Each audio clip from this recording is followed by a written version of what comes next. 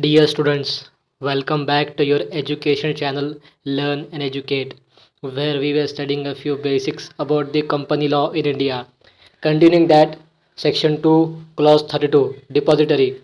Depository means a depository as defined in clause E of subsection 1 of section 2 of the Depository Acts 1996.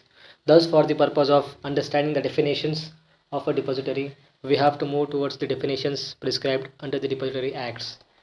As per Section 2, Clause E of the Depository Act 1996, a depository means a company formed and registered under the Companies Act 2013.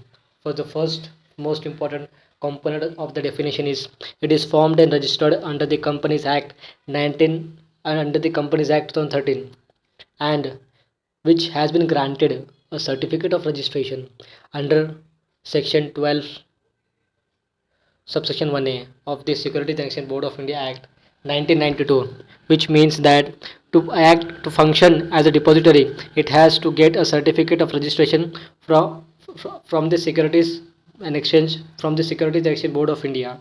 Thus, a depository is an organization like a central government where the secretaries of the shareholders, where all the securities of a shareholder are held in an electronic form at the request of the shareholder through the medium of a depository participants. To utilize the services offered by the depository, the investor has to open an account with the depository through the depository participants. The two main depository which are functioning in India are the National Securities Depository Limited (NSDL) and the Central Depository Services India Limited (CDSL).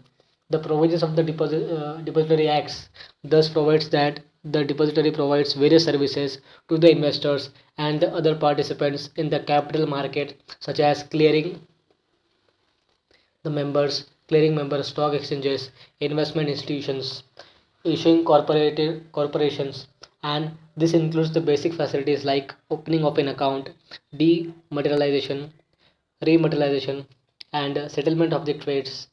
Advanced facilities like pledging, distribution of non-cash corporate actions, distribution of securities to the allottees in case of the public issues.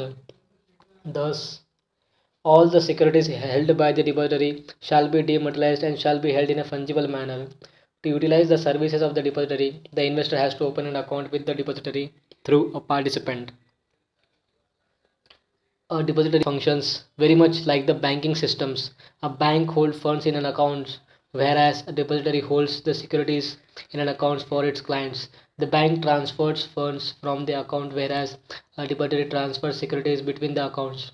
In both the systems, the transfer of funds or securities happen without the actual handling of the funds or a security. Both the banks and the depository are accountable for the safekeeping of the funds and securities respectively.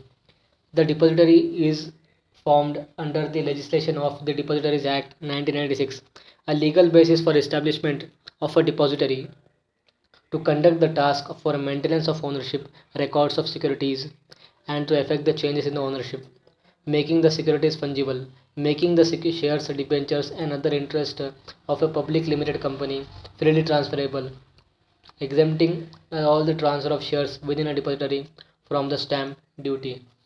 Thus, a depository is functions to dematerialize the securities and enable the transactions in a book entry form. It occurs when the securities are issued in a physical form and destroyed, and the equivalent number of the securities are credited to the beneficiary's owner's account.